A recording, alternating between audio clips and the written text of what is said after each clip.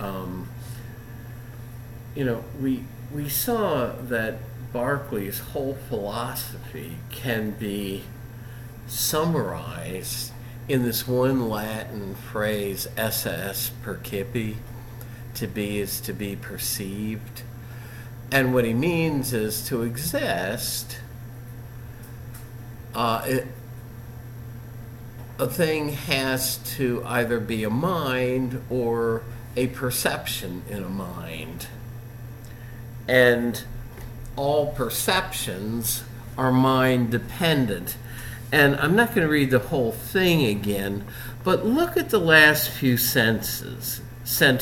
He says, what are things that we perceive around us, like houses, trees, rivers? Things that we think have an independent existence, whether we perceive them or not. He says, what are the aforementioned objects but things we perceive by sense?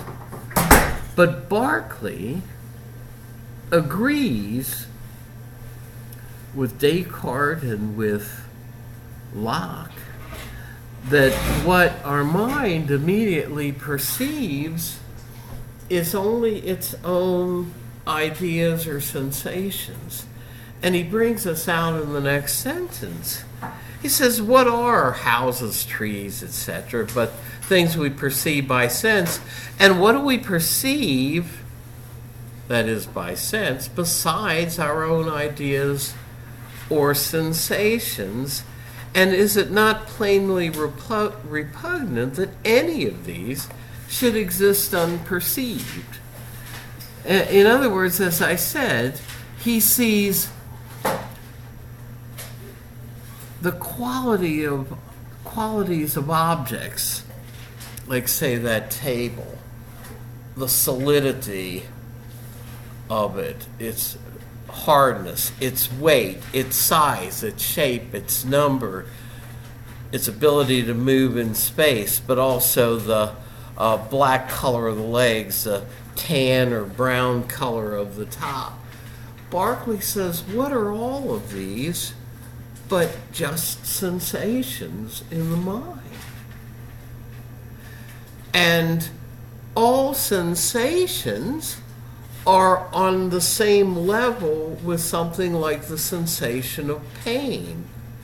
It makes no sense to say that a pain exists in a room when there's no one there around to feel the pain. You need a sentient being, a mind around to sense pain and pleasure. But Berkeley says every other quality of what we want to call a material object is nothing but a sensation. And if it's a sensation, it is as dependent on a mind for its existence as a pain is. And I bring this out in the next couple of slides, right? So Berkeley agreed that the secondary properties are mind dependent, but he wanted to prove that all of them were. So, as I said, he provided arguments to try to shore up Locke's views on the secondary properties. I gave you one last time concerning whether heat and cold are properties of something like the fire. We saw Locke's argument from those 3 buckets of water. And I said, Berkeley says, look, if you get too close to a fire, it's a pain. So an intense degree of heat is a painful sensation. But if you stand back from the fire and warm yourself on a cold day, that's a pleasant experience. So a mild degree of heat is a pleasure. But Berkeley says he wouldn't want to say that pain and pleasure are in the fire as properties of the fire. So why would you want to say that warmth is in the fire as a property of the fire? That's one of his arguments. But now that's for a secondary property. So for Berkeley, it makes no sense to say that sensible qualities have an existence though no mind is perceiving them. It's like saying a pain exists though no one is around to feel it. It makes no sense. So Berkeley's view, which is called idealism, is the view that the world, everything that exists, is ultimately mental. It is either minds, which are immaterial and mental, or the ideas or perceptions of minds. In other words, there is no such thing as a material world for Berkeley, existing independently of perceivers.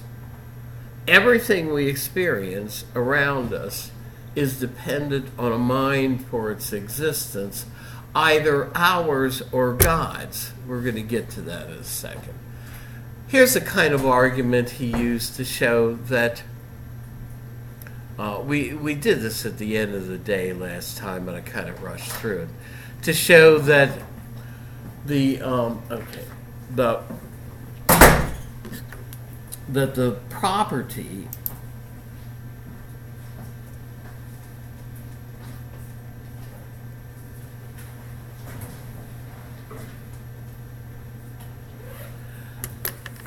to show that a property like size is not a primary quality that exists independently of a perceiver, as Locke would have said. In other words, for Locke, it makes sense to talk about the size of the whiteboard.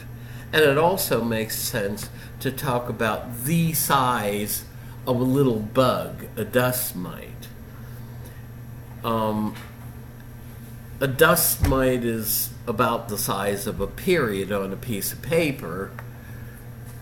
And so you can imagine that the foot of a dust mite is even smaller.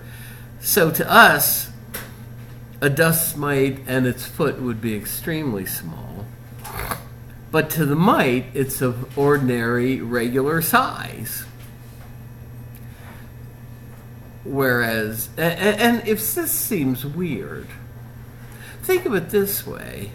I mentioned this last time. I love to look out the window of planes. I always try to get a window seat when I can. If you're in a plane and it's leaving and you can see some people walking around on the ground while that plane is ascending, right? The people, did I pass around a roll? I think I did. Well, why don't you take that roll and pass it around again? I know it might be the easiest thing to do. Again, remind folks, we do have class Monday the 20th, not on Wednesday or Friday. And the term paper is due a week from Monday. And it'll be late in the 10-point deduction if it's not turned in then. Again, you can find the assignment in course documents. If you haven't already started it, it's only about 5 pages long, 3 to 5 pages of actual written stuff. So it's something you can finish over the holiday. Anyway, to get back to this, imagine yourself in an aircraft, and the higher you get, the smaller those people on the ground look, till they look like dust mites or little bugs rolling around, walking around. And yet to the people there on the ground, they're normal size, their feet are normal size, right? And of course, in Berkeley's day, they had microscopes. They knew about germs and one-celled organisms. And they knew that to a one-celled organism on the mite's foot would seem huge, right? So what's the point of this? Well, I try to draw out the parallel between an argument like this And that argument we saw about the secondary property of warmth and cold. The mite's foot can't both be very small and very large at the same time. So size must not really be an objective property of the mite's foot, but is subjective and in us. That's the way we get out of the contradiction of saying the mite's foot is both large and small at the same time. And note the parallel to that water argument, that the way we get out of the contradiction of saying that middle pail of water is both hot and cold at the same time is to say, well, heat and cold are not properties of the water. They're subjective and in us. So what does this mean? Well, if you take what we call a material object, for Berkeley, it's nothing but a combination, at least for us, of its primary and secondary qualities. But if a physical object is nothing but this, and the secondary qualities, as Locke has already argued, are subjective and in us, and not in the object, or mind-dependent. But the primary qualities are mind-dependent too, which is what Berkeley tries to argue, especially in his book, Three Dialogues, then it means the entire object that we think of as an independently existing physical object is not something with an independent existence at all, but is nothing but a collection of ideas in the mind and is entirely mind dependent. Now, as I said before, Berkeley notes a distinction between ideas like the ideas of our imagination. I can imagine a horse, I can imagine a black horse, a brown horse, a gray horse, right? The ideas of my imagination are subject to my will. But as I said last time, if I stand over there and walk directly ahead, I don't have any choice about whether or not I'm going to run into a table. I am. So some of our ideas are independent of our will. Well, for Berkeley, those ideas are caused in us directly by God, whereas the other ones are produced by us. And so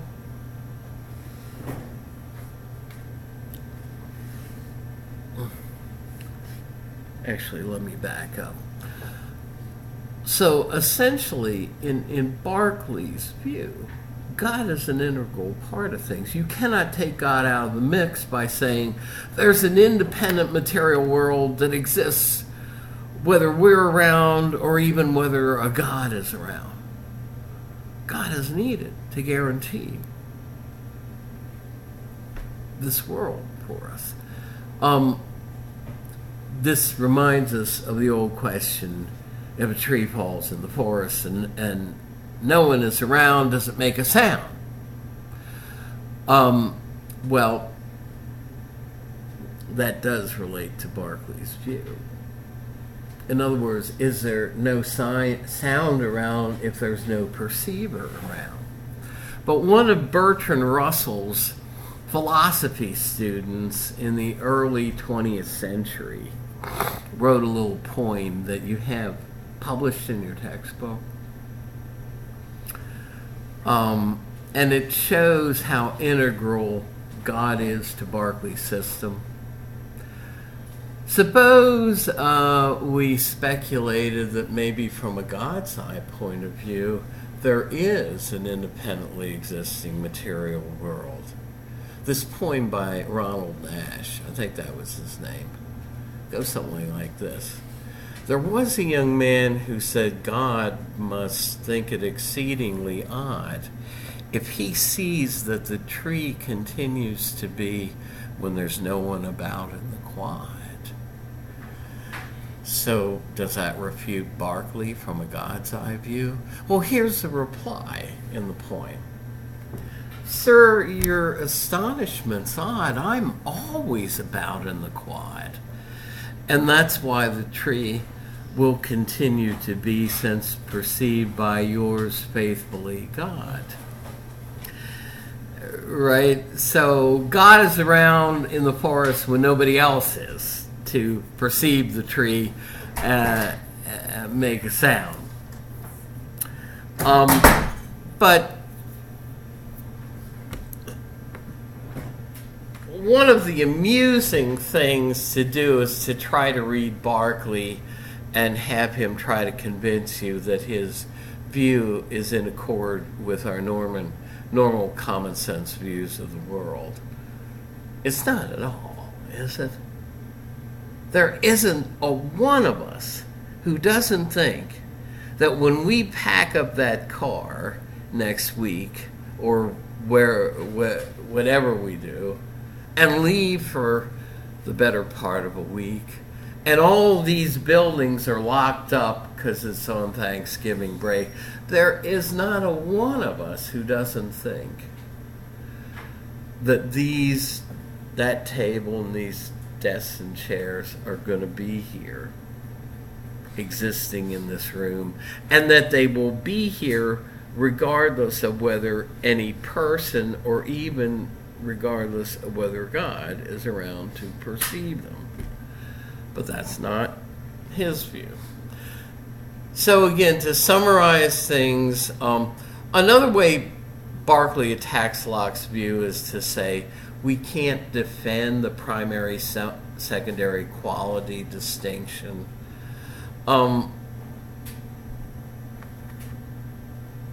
Suppose we did something like this.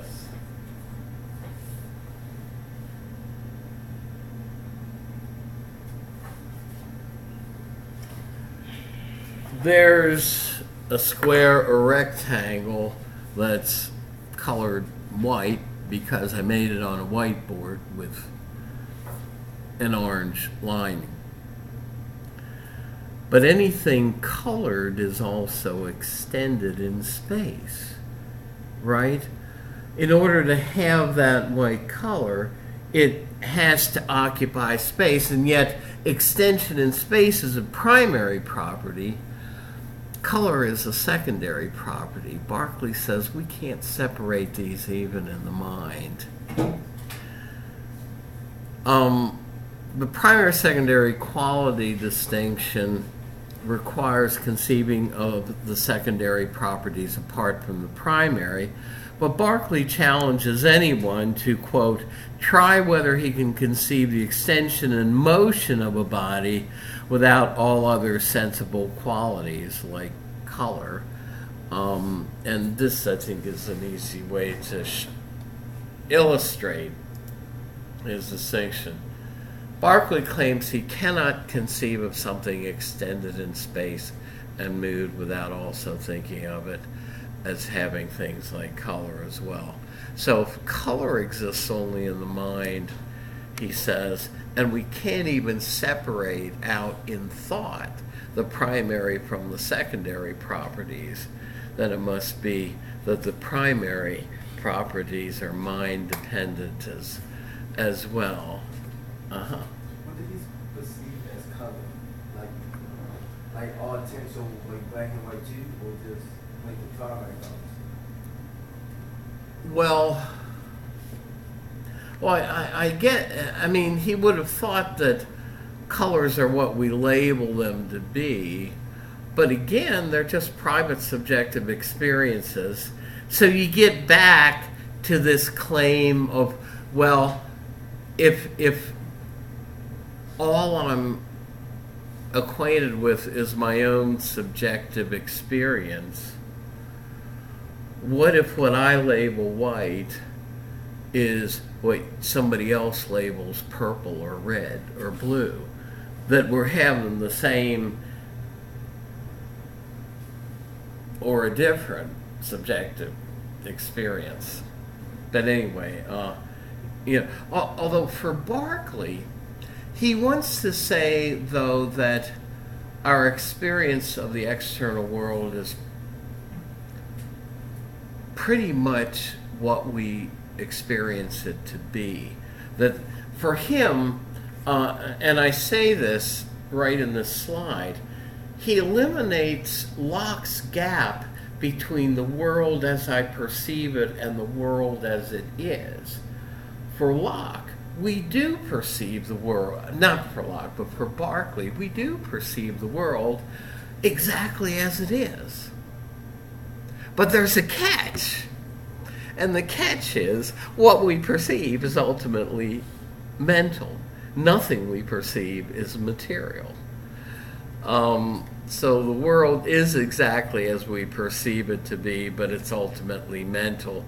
Now, I don't want to get into this side issue, but he claims his view agrees with common sense. I say no, it doesn't.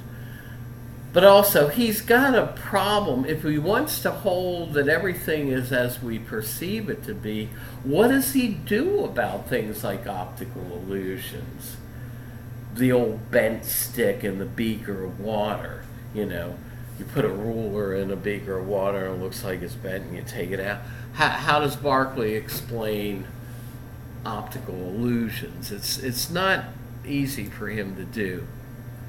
But anyway, I'm going to leave it there. But Berkeley, again, thinks he's defending Christianity by kicking the legs out from under the stool of the materialists, of people who would hold that only matter exists. He's trying to convince us that that not only is it not the case that only matter exists, matter doesn't even exist at all.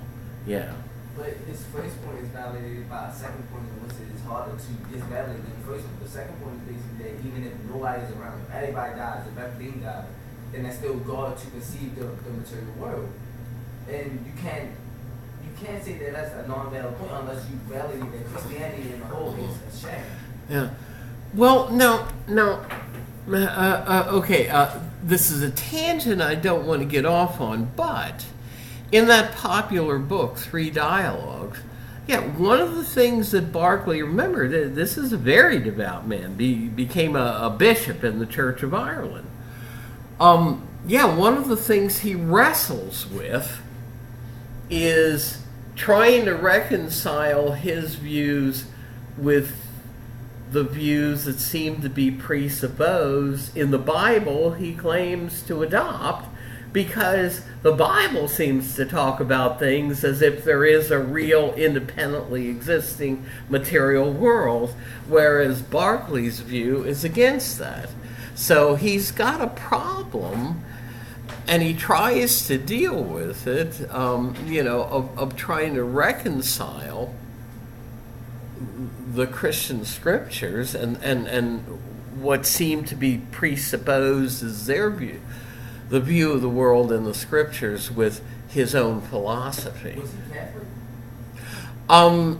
Church of Ireland, which would have been a version of the Episcopal Church, very much like the Church of England, but it would have been the state church. Yeah.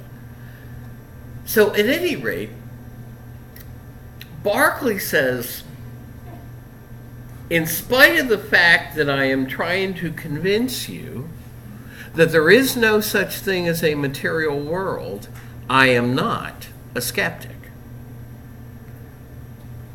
See, he doesn't want to be placed in the same category with religious skeptics. Berkeley says, I'm not a skeptic. He says, what is a skeptic? It's somebody who tells you to suspend belief, somebody who doubts of things. And Berkeley says, I'm not telling you to doubt the existence of the material world. I'm telling you to give up that belief. I'm telling you straight off, there is no material world. So he says, I'm no skeptic. I'm not telling you to doubt the existence of the material world, only to claim that it doesn't exist. Now, David Hume, who was a skeptic and proud of it, said that Berkeley's arguments are merely skeptical can be seen from this. that they admit of no refutation and produce no conviction. What did Hume mean by that? Well, he said the only thing they do in the mind of somebody who hears them is they produce a sort of momentary amazement when they hear a skeptical argument like that that seems to have a conclusion that contradicts their normal common sense beliefs. But he says, even if we don't know how to refute Berkeley's reasoning, his arguments, even if they admit of no refutation, produce no conviction. We're not ready to buy in to his conclusion that there is no such thing as a material world. And Hume himself was like this. Hume was a backgammon player. Backgammon was very popular in the late 1700s. If you tour Monticello down there, there's a very nice piece of wooden furniture that is a backgammon table that is not the exact one Jefferson owned, but it's like the one he owned. Jefferson records in his journals from time to time, lost so many dollars playing backgammon, won so many dollars from so-and-so playing backgammon. But what am I bringing this up? Well, Hume was a backgammon player too. And Hume says, you know what? In the common affairs of life, I have to behave like everybody else. Even though I'm trying to argue that we have no rational way to defend our common sense views. Common sense views like a material world exists that causes our perceptions of it. Common sense views like we continue to exist as the same person throughout our lives and may have an immaterial soul. Common sense views like there are regular laws of nature and we can guarantee through inductive reasoning that the future will resemble the past, and that laws of nature that held in the past are going to continue to hold in the future. Hume says, as a philosopher, I can't defend any of that. He says we believe those things not on the basis of rational justification, not on the basis of reason. Yeah, you just said it there. But we believe those things by our human nature, essentially irrationally. So Hume says, look, I'm up in my study, and I'm writing all these skeptical arguments. But he says, I put down my pen. Well, he doesn't say he puts down his pen. But he says, when I go down, and I got friends coming over for dinner, and we're going to spend the evening playing backgammon. He says, when I dine with my friends, I play backgammon with them. He says, then I go up again, and all these skeptical arguments seem so distant and cold. He says, when I'm down there, I have to believe, like everybody else, that I'm in a real world with real people, that I continue to exist through time, that the backgammon set we're playing on is a real wooden table, that the friends I'm playing with are real people. Hume says, in the ordinary affairs of life, I have to behave like everybody else. But he says, as a philosophic skeptic, I have to admit that I can't justify any of those common sense beliefs by reason, like Descartes thought we could, and like Locke, and even Berkeley thought we could.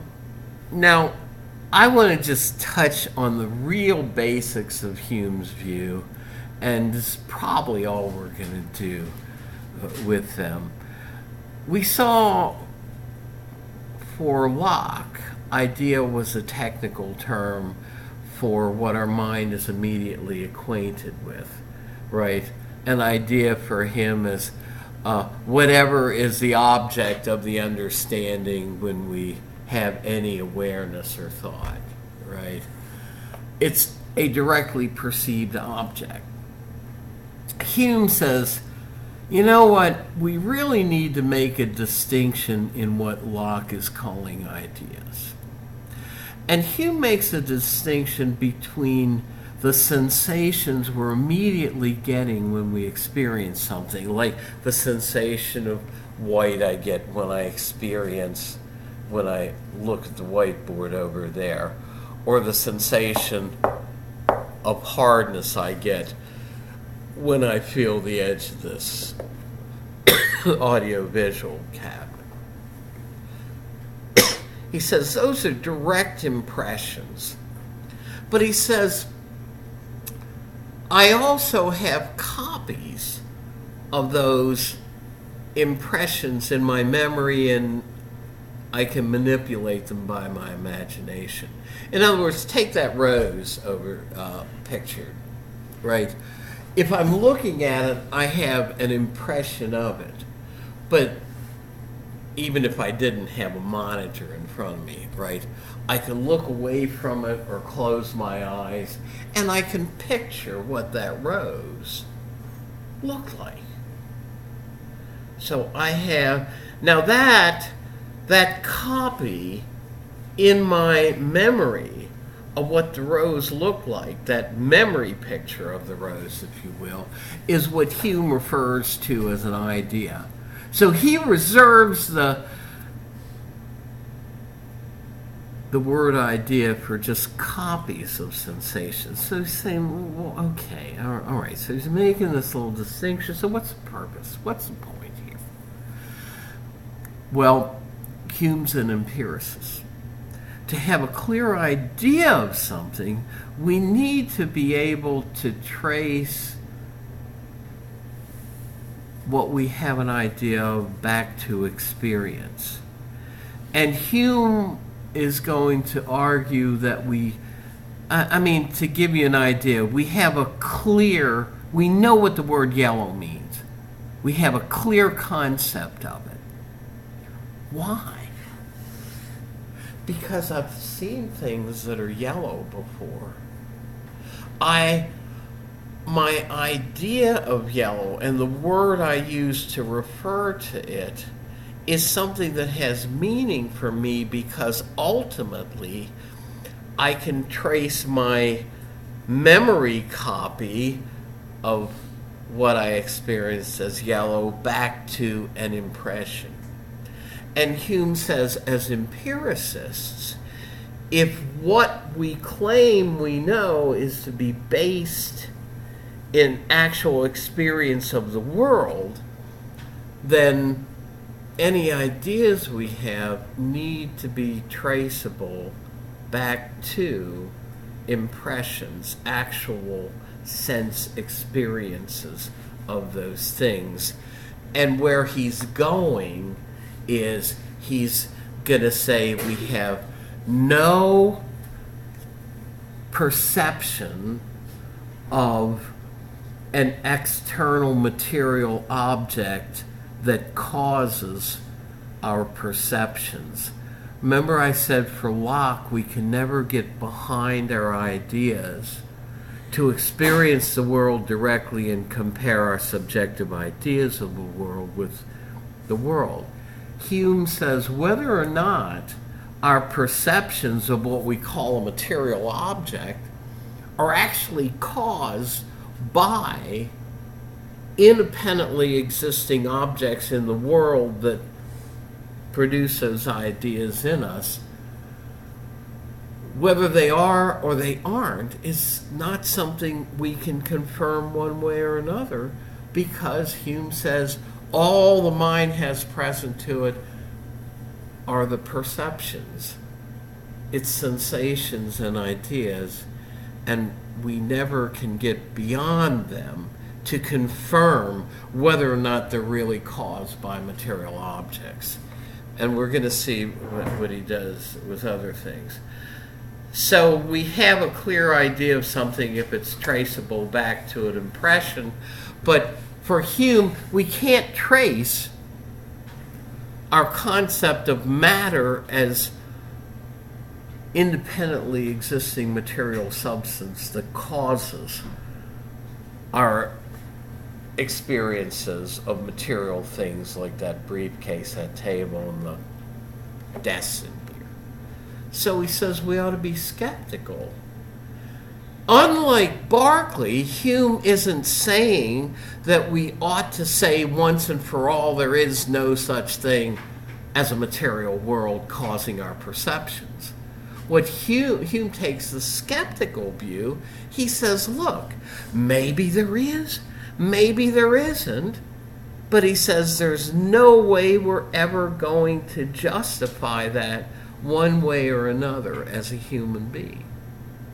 So we should be skeptical about the very existence, the very supposed independently existence of a material world that exists apart from our perceptions. A soul or continuous self. He takes the same strategy there. Berkeley says, okay, I don't have an idea of a self, but he says I have a notion of it, that I am continuously aware of myself. Hume says, wait a second. If I'm going to have any empirical evidence, not just of a self or a soul that will survive the death of the body, but here we're talking existence of a self that enables you to say, hey, I have continued throughout life as Victor Morawski. It's the same person. And you have continued throughout life to be the person you are. Hume says, where would I find such evidence for a continuous self? He says, well, wouldn't I find it if it could be found by introspection in my own mind? But Hume says, when I introspect into my own mind trying to look for a self, he says the mind is like a theater with all these rapidly changing experiences, ideas and impressions going on. But Hume says I can never, he says all I can see is a bundle of fleeting perceptions, but I can never find a continuous self that exists throughout time and connects them together. So he says, I have no impression of such a self. So as a philosopher, I should be officially skeptical about the claim that I continue to be David Hume or that I continue to be Vic Morawski. He says, sure, I wanted to publish my books and gain a literary reputation, and I thought I was going to be the same person that would profit from my labors. Sure, I have to believe that from common sense. But he says, as a philosopher, I can find no way to rationally justify that I'm going to continue as David Hume in the future, or that I, David Hume, now am the same person as I was even 10 minutes ago, much less 10 years ago. A necessary connection between cause and effect. We saw this in the video. You see the cue ball roll into the 8 ball, and it causes the 8 ball to move. How do we know that there are regular laws of nature and that what we saw in the past when the cue ball contacted the 8-ball is going to continue to be the same in the future. Hume says we cannot justify that it will be. Now he says if there were a necessary connection between a cause and its effect, if there were a necessary connection between the cue ball rolling into the 8-ball and the 8-ball rolling off in a predictable direction, then we could defend the claim that the future will be like the past and that causation has a necessary connection that allows us to say there are predictable, regular laws of nature. But Hume says, what do I actually see in that instance of causation? He says, I see that the cause precedes the effect in time, that the cue ball has to roll into the 8-ball in order to get it to move. And I see the contiguity of cause and effect, that they are spatially contiguous, that the cue ball has to contact the 8-ball to get it to move off. But Hume says no matter how closely, as an empiricist, I examine that cause and effect relationship, I cannot perceive a necessary connection between cause and effect. So Hume says I can't justify the existence of such a connection. And in the same vein, and this is the last that we're going to go into, he says I can't justify inductive reasoning that say the future will resemble the past because I can't perceive a necessary connection between cause and effect that would guarantee that causal relationships that hold in the past are going to continue to hold in the future. Likewise, Hume says, so I can't reason from all instances of my seeing a cue ball move into an 8-ball in the past to produce this result. Therefore, it's always going to be the same in the future. But you say, well, wait a second now. What about if we bring in the observation that nature is uniform, that nature has uniform, universal scientific laws that'll work in the future the same as the past? Hume says, wait a second, aren't you begging the question? How are you going to prove the uniformity of nature unless you do it from inductive reasoning by saying that cause and effect relationships we've observed in the past will continue to hold in the future? But he says it's that very reasoning that would prove the uniformity of nature that we're now trying to prove, and it begs the question to bring into play in our reasoning the observation that nature is uniform. Now, I'm not going to do much on the problem of induction. So, about many of the beliefs we have, Hume says we should take the skeptical turn and suspend our belief on them one way or another. But he admits, in the ordinary affairs of life, when he goes down, dines with his friends, plays backgammon, he has to behave like anybody else. But he says, philosophically, I can't justify most of those beliefs I have rationally.